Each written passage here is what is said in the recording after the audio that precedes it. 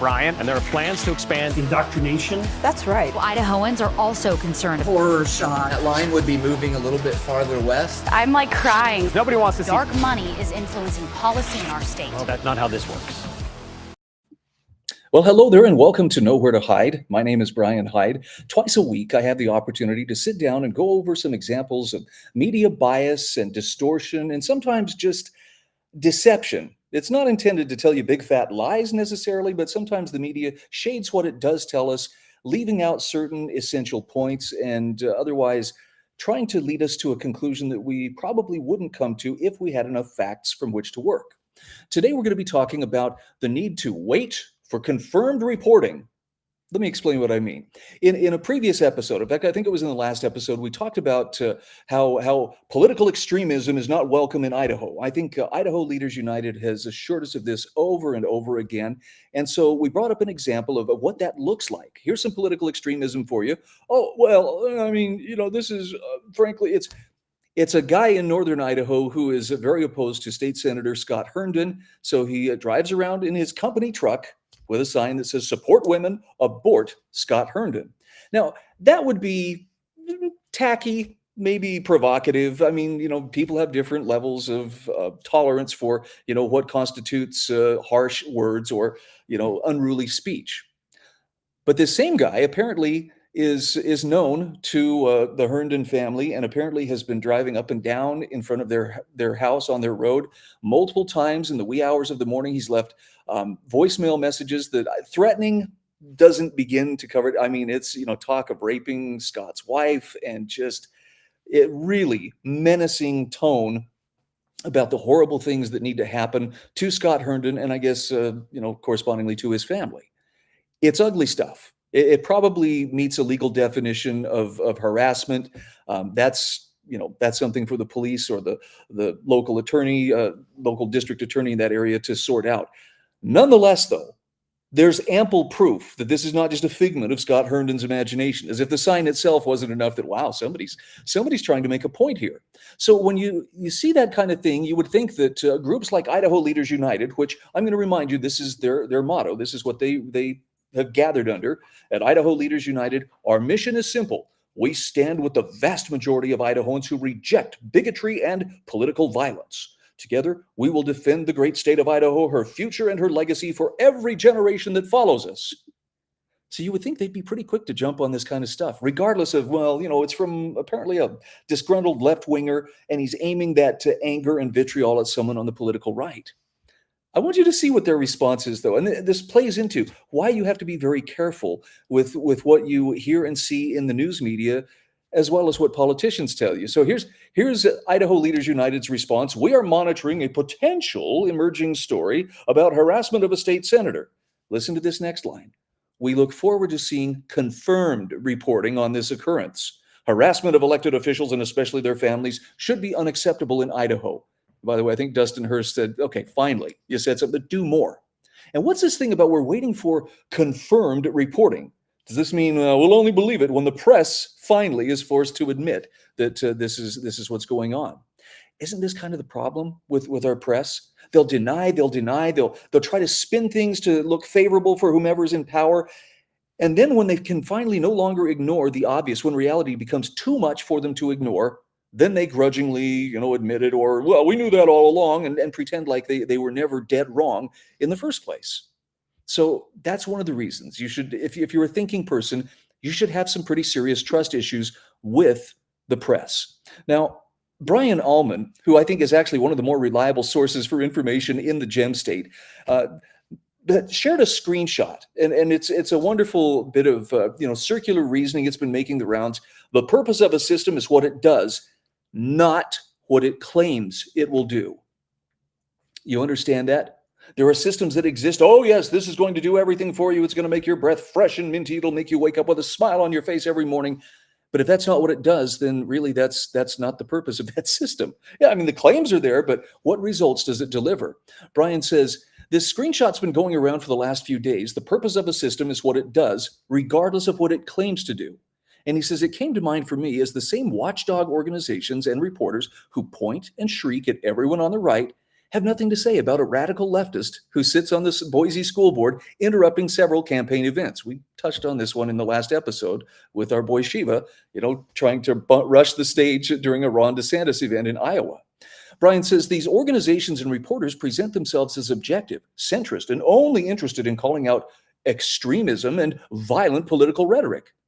But when they consistently attack one side, meaning the right, while ignoring things on the other side, the left, that are much more egregious, it calls their self-identification into question. He says the purpose of these organizations and reporters is to attack right-wing conservatives, no matter what they tell you or tell themselves. And he's right. So I want to share with you some thoughts here on how did our free press become such an opponent to what freedom really is all about? I'll turn to J.B. Shirk, who wrote a piece on AmericanThinker.com about how the press tends to serve power, not freedom. He asks, how do you destroy a free press? You fill it with people who hate free speech, look down upon the poor and powerless, and believe that only their opinions matter, and then pay them to repeat and defend everything the ruling class brands as official truth. It's amazing how fast public dissent dries up when you bribe the journalists and censor anyone who notices. Now, he goes on to say, today's reporters cannot possibly fathom why any person would want to be free from government coercion, right?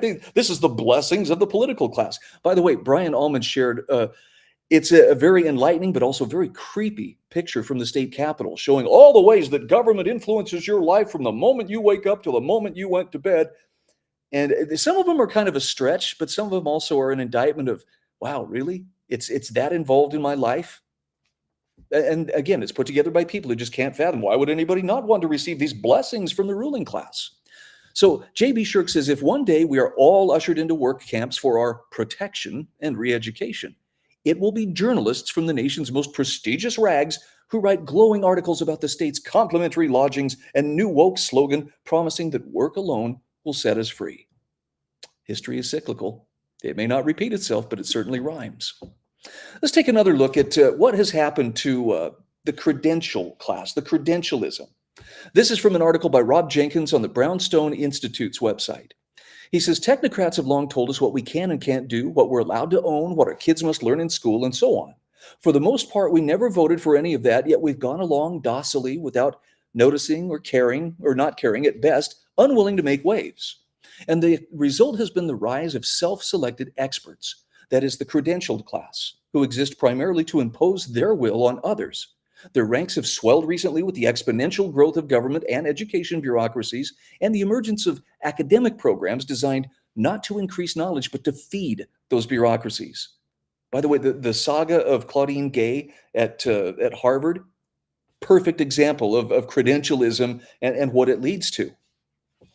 So Rob Jenkins says, this is what I refer to as credentialism, the pursuit of dubious credentials like degrees in pseudosciences and quasi-academic subjects solely for the purpose of advancing one's own career and personal policy preferences. Now, the term might also apply to those with legitimate credentials who in their hubris believe that being an expert gives them the right to tell everyone else how to live. Much to the dismay of the credentialed class, he says Americans' tolerance of this system began to wane about 4 years ago. I wonder why. When it became apparent to many that A, the experts don't always know what they're doing, and B, they don't necessarily have our best interests at heart. Anyone who was paying attention could see as early as April 2020 that much of what the experts were telling us about masks, about social distancing, school closures, had no basis in science. By the way, that's something the press is reluctantly having to acknowledge now that people like Dr. Anthony Fauci are telling us as much. Anonymous social media accounts routinely exposed the technocrats' contradictions, statistical errors, and bold-faced lies. But here's another area where that credentialism is making a mark. Bit by bit came out, the experts were discredited, and credentialism began to implode as people realized that merely having a degree or a title is no guarantee of anything. In fact, the collapse was hastened by the medical and scientific establishment's embrace of transgenderism. As the transgender activists constantly reminded us, virtually every major medical association in the country has endorsed the idea that people can change their sex. So we should trust the science, right? I don't know. Let's take a look at what that science looks like. Here is the female and male pelvises in skeletal form Look at that angle there on the female pelvis, right down there at the bottom. That's a 120-degree angle, whereas on the male, it's a much narrower 90-degree angle. Oh, not that science? Okay, well then, I guess we have to move on to something else. Let's talk about a bill that right now is causing some waves in the Idaho legislature. And I want you to notice there's judgment in those quotes here. Harmful to minors. Revived harmful to minors library materials bill advances in Idaho legislature. And I got to tell you, for the hearing, there were, I think, over 100 people who wanted to comment. Only about 18 of them got to, most of whom testified against it. Now, does that therefore reflect that what the people want is they don't want this harmful materials bill to go forward?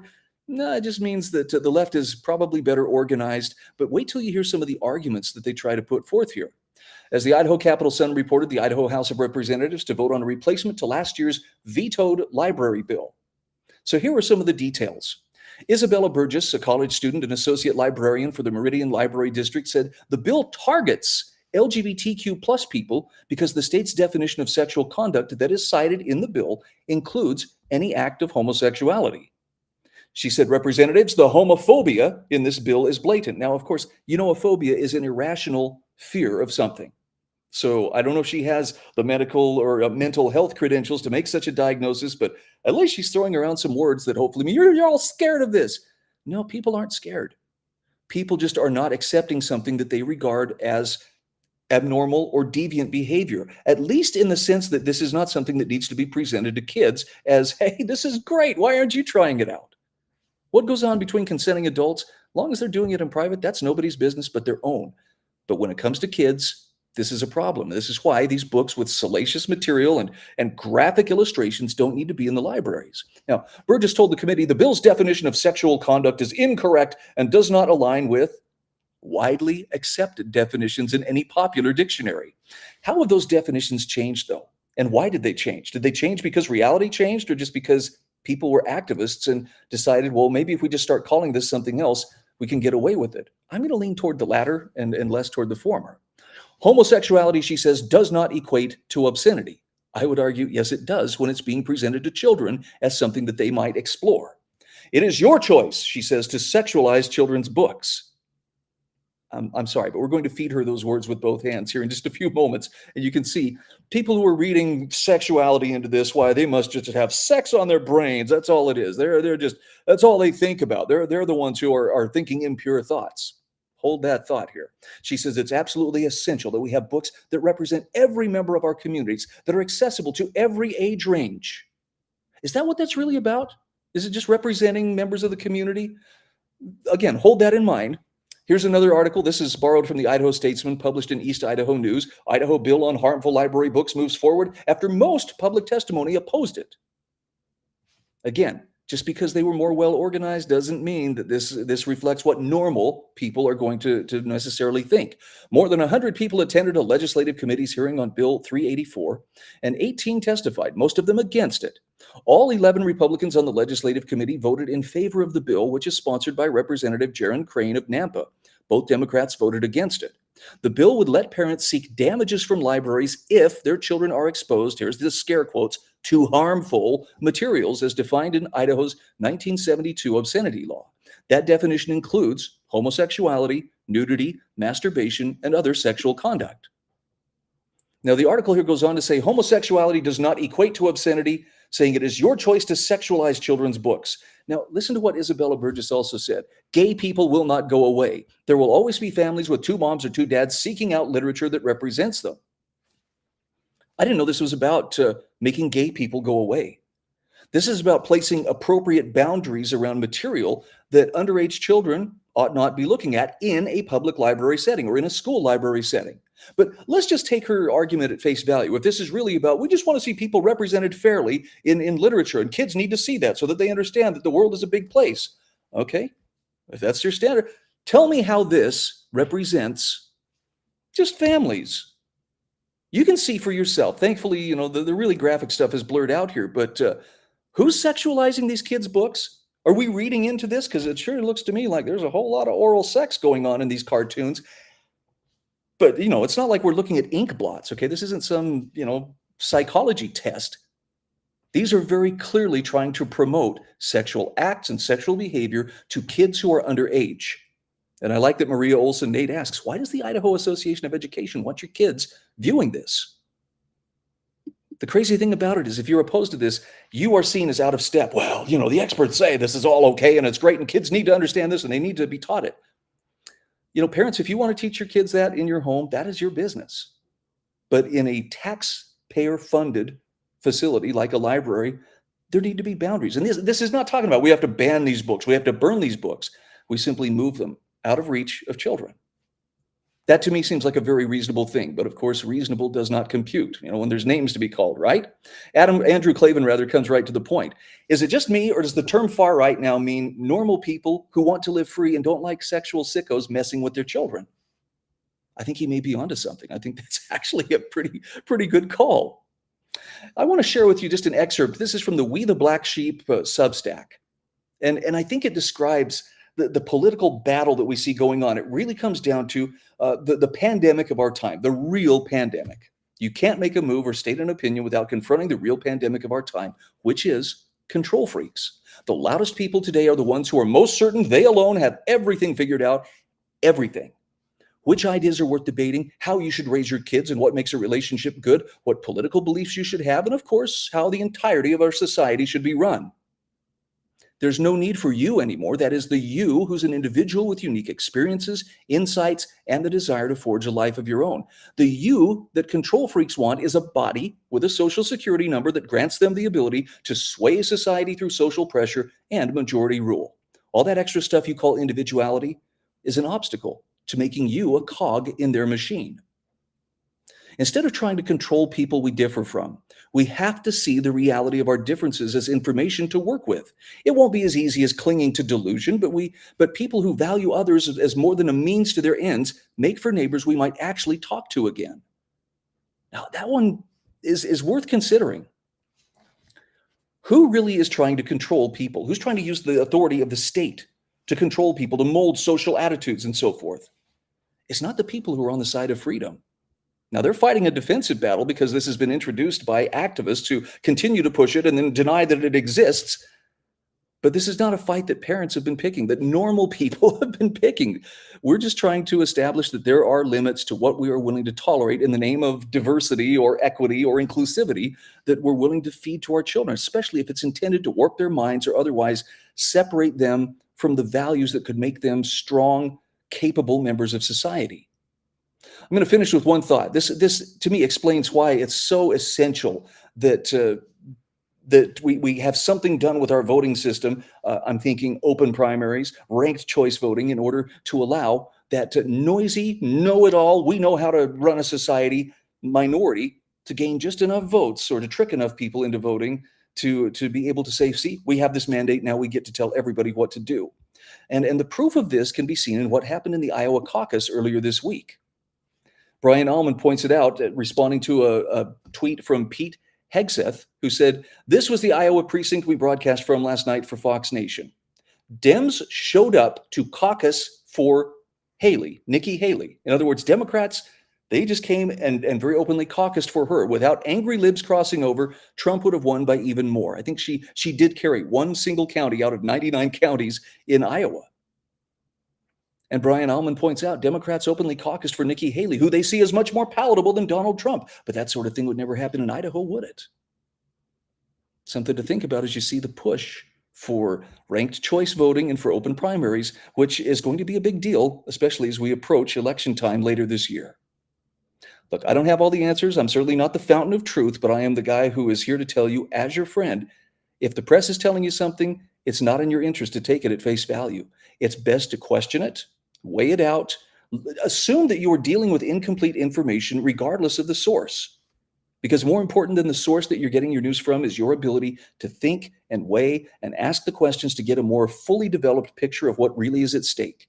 Unless you're willing to do that, well, you're going to be on the wrong side of the line that divides the informed from the manipulated. I'm Brian Hyde, and this is Nowhere to Hide. Are biased, the Idaho Press Club are biased, all media, newspaper, radio. To be completely blunt here, Brian, and there are plans to expand Indoctrination. That's right. Idahoans are also concerned. Horror shot. That line would be moving a little bit farther west. I'm like crying. Nobody wants to see. Dark money is influencing policy in our state. Well, that's not how this